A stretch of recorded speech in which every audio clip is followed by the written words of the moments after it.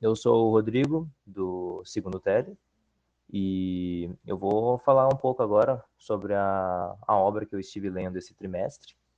A obra que eu li foi Solo Leveling.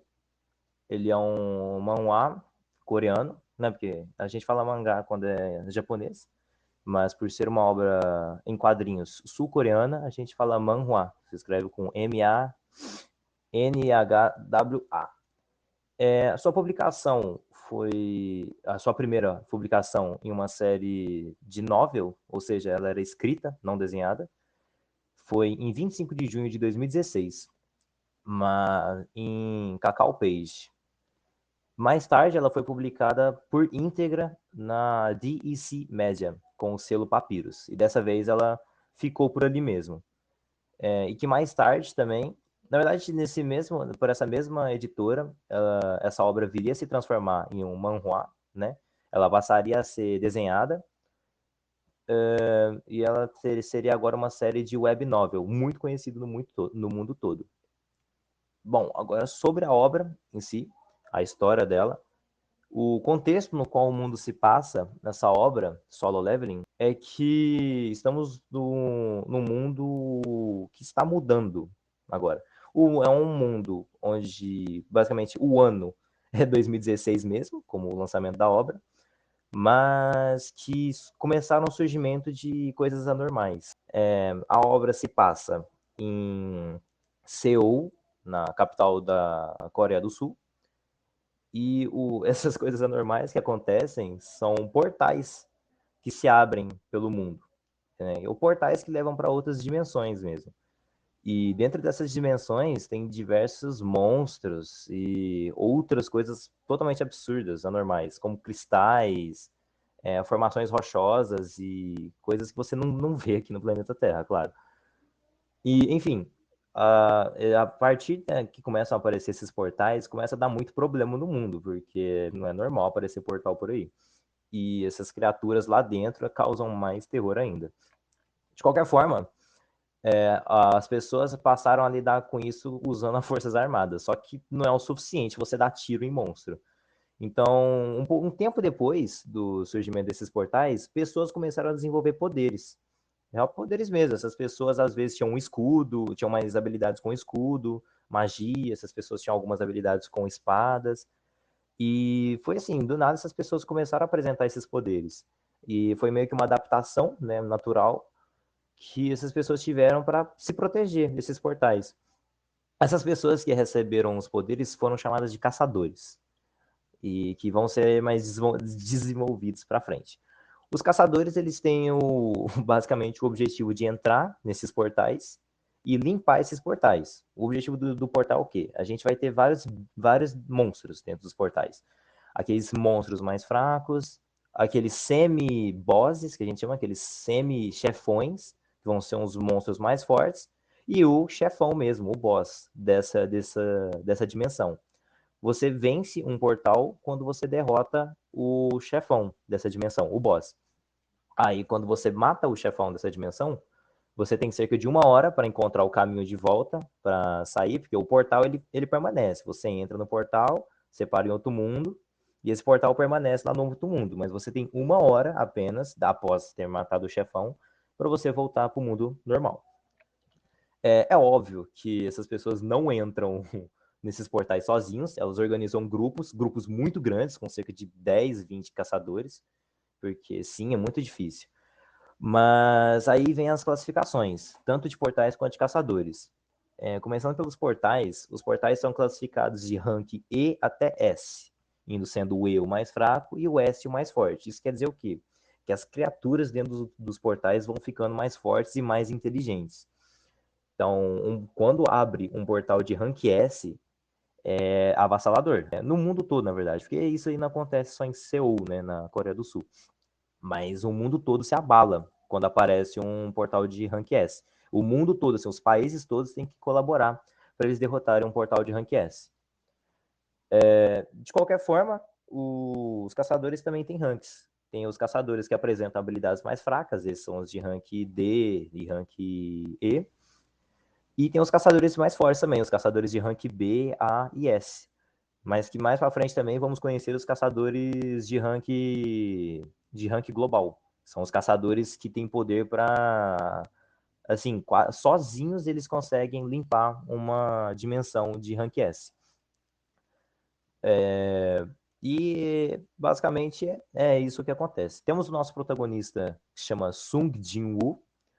Ele é meio fraquinho no começo, mas ele vai se desenvolvendo muito o personagem dele por causa de uma coisa que acontece logo no começo mesmo, que ele entra em uma dimensão, ele é muito fraco, mas ele tem que entrar porque ele tem que ajudar a mãe dele está passando por muitas dificuldades no hospital, está doente, e ele tem que ganhar dinheiro, né? E os caçadores ganhavam dinheiro limpando as dimensões. O caçador Sung, que é como eu vou chamar ele, Sung é muito fraco, ele se junta a uma equipe de pessoas relativamente forte, uma equipe de 20 pessoas, e eles tentam limpar uma dimensão de rank D, relativamente fraca para o grupo deles. Mas eles acabam encontrando uma anomalia dentro dessa dimensão, um portão gigante que nunca tinham visto. Ao abrir esse portão, eles se deparam com uma semidimensão de rank S, que acaba, basicamente, com todo o grupo dele. E nesse desespero e nessa hora, sim, o caçador Sung se sacrifica para salvar todo mundo que está lá dentro. Apesar dele ser muito fraco, ele dá a vida dele para as outras pessoas conseguirem fugir, porque esse portão fecha, mas depois eles conseguem abrir esse portão ali. E logo antes dele morrer, uma mensagem aparece para ele, assim, como se ele tivesse tido uma visão, perguntando se ele queria começar novamente o jogo. Aí, lógico, ele tá morrendo, ele aceita isso. Quando ele recomeça o jogo, ele acorda no hospital, normal, sendo ele mesmo. Só que dessa vez, agora ele acorda como outra pessoa, né? Agora ele consegue ficar mais forte. Ele consegue... É meio difícil de explicar, porque a visão dele é como se ele estivesse dentro de um jogo. Ele consegue abrir painéis, consegue visualizar os status dele. Ele consegue, basicamente, mexer na interface do corpo dele como se ele estivesse num jogo. E aí, a partir de agora, ele não é mais limitado que nem os outros caçadores, porque os caçadores, eles despertam os poderes deles e eles ficam ali, naquele rank, né? Como um caçador de rank B vai ser rank B para sempre. Agora, o caçador Sung, agora não. O caçador Sung, ele tem capacidade de upar de nível.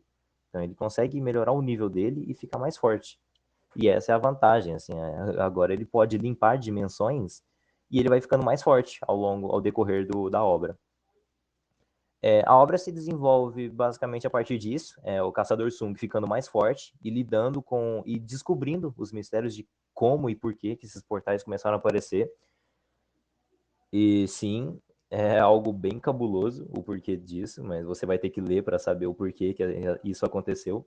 O caçador Sung acaba salvando o mundo muitas vezes aí, porque acaba aparecendo uns portais meio absurdos aí. Ele vai vir a ser reconhecido um pouco depois, porque ele vai ficando muito forte, é impossível ele não ser reconhecido, né? Vai chegar um momento que ele vai se tornar um caçador muito forte, e é basicamente isso. A obra também desenvolve um romance bem divertido, no capítulo mais ou menos 80 para frente, quando ele conhece uma caçadora, que tem uma personalidade um tanto quanto divertida. E a obra também eu queria falar que, além desse romance dentro da obra, ela é caracterizada como um romance, sim, porque é uma obra longa e ela caracteriza muito bem os personagens. A gente vai conhecendo ao longo da obra muitos personagens. Eu mesmo não lembro o nome de todos, porque os nomes são bem complicados.